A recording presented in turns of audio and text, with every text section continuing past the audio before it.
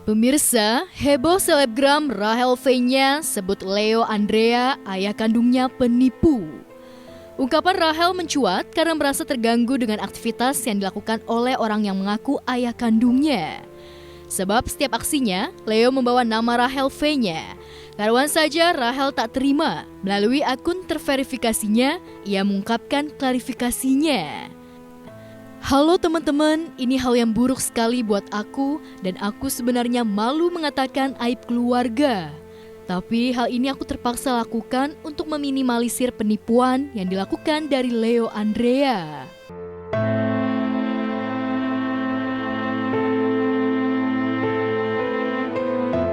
Dalam postingannya itu, Rachel tak menampik jika pria bernama Leo Andrea itu adalah ayah biologisnya. Hanya saja, sejak kedua orang tuanya berpisah, Rachel sudah tak merasakan kasih sayang dari sang ayah itu. Justru belakangan, ia mengetahui jika Leo memanfaatkan namanya untuk hal yang tak diinginkannya. Itu sebabnya Rachel berusaha meluruskan. Beliau adalah ayah biologisku yang jarang bertemu selama aku hidup. Aku pribadi sangat mengerti dengan kondisi hidup aku yang tidak dibesarkan dengan sosok ayah. Tapi saat beliau memakai nama aku untuk menipu orang lain dan mengatakan hal yang tidak benar tentang aku karena aku sudah tidak bisa memberikan beliau uang lagi karena sudah terus-menerus.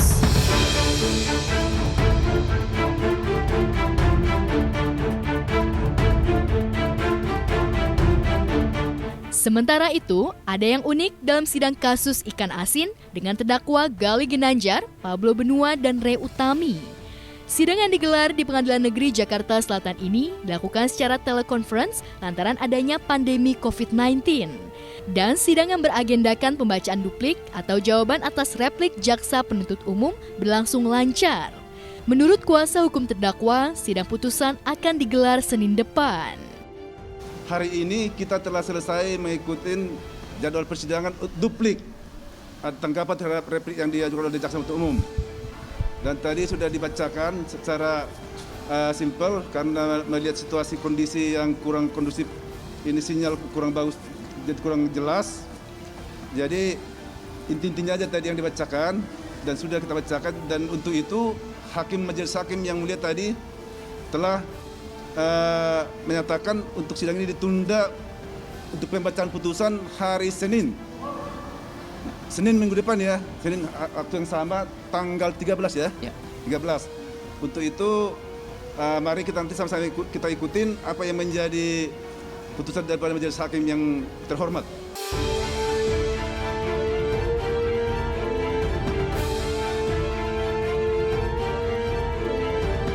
Sementara itu, sidang kasus One Prestasi dengan sebuah rumah produksi dengan terdakwa artis Jeffrey Nicole memasuki tahap persidangan yang beragendakan klarifikasi dari tergugat. Hanya saja, dalam sidang itu Jeffrey tak hadir, sehingga diwakilkan oleh Aris Marasabesi, kuasa hukumnya. Akibatnya, persidangan pun ditunda minggu depan. Hari ini persidangannya masih klarifikasi para pihak dan tentunya masih tetap ditunda karena tergugat 3 itu belum hadir. Kalau perdata itu kan sebenarnya si prinsipal nggak perlu hadir. Yang hadir itu kuasanya. Tapi kalau memang dia mau hadir juga boleh. Cuman kan ya kalau dia sudah nunjuk kuasa kan yang berarti kuasanya aja yang datang. Beda sama pidana.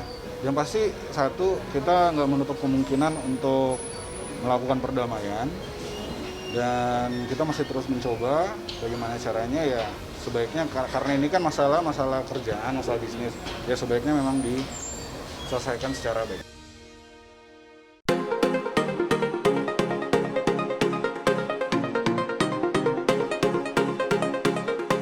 Suasana bahagia tengah dirasakan oleh Sania Marwa.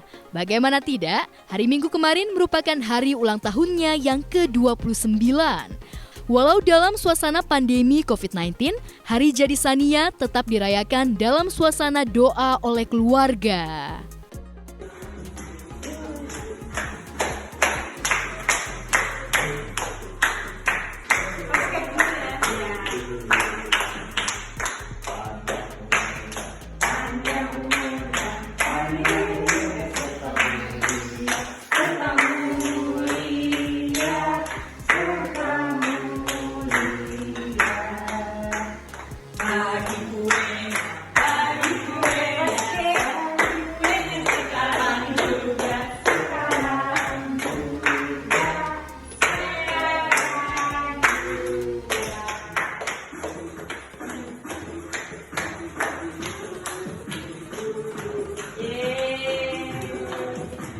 dunia sana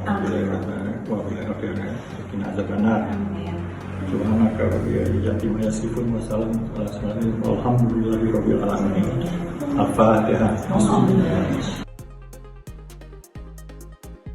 Di tengah kebahagiaan itu, jauh di lubuk hati Sania terselip duka nan mendalam. Sebab di hari jadinya ini, kedua anaknya lagi-lagi tak bisa menemaninya. Padahal secara hukum, Sania diperbolehkan mengajak anak-anaknya untuk tinggal bersamanya. Bahkan ketika majelis hakim pengadilan memenangkan hak asuh anak jatuh padanya, hingga kini Sania masih belum bisa memeluk anak-anaknya secara nyata. Itulah doa terbesar yang tiada henti dipanjatkan selama 3 ulang tahun ini. Halo pemirsa, saya Sania Marwa dan hari ini saya berulang tahun. Walaupun dengan keadaan yang seperti ini kita nggak bisa berkumpul, nggak bisa ketemu dengan sahabat-sahabat, tapi alhamdulillah saya bersyukur saya masih bisa berkumpul dengan keluarga tersayang. Dan ternyata saya dikasih sedikit surprise.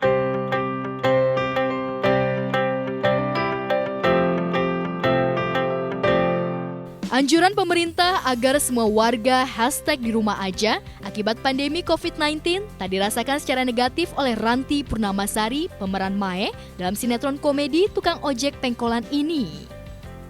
Di rumah, ia justru makin produktif melakukan kegiatan yang disukai bersama Selica Krisanti, putrinya yang juga artis. Ya pasti banyak banget hal-hal yang kebersamaan yang bisa dilakukan, apa-apa sama-sama, soalnya ketemu dia lagi.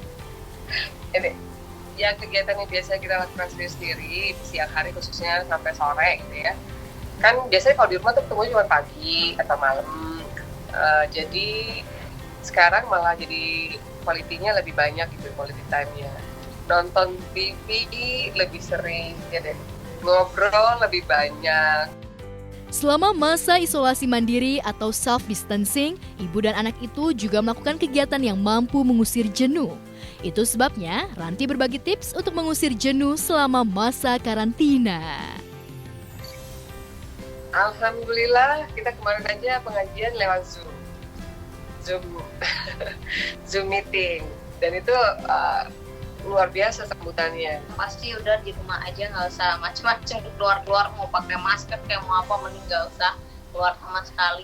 Atau juga sekarang kalau misalnya mau belanja bisa online juga dan sebagainya. Cuman kalau misalnya kepepet ya monggo keluar, tapi pakai, yang penting sih menurut aku kalau misalnya nggak sakit nggak usah pakai masker.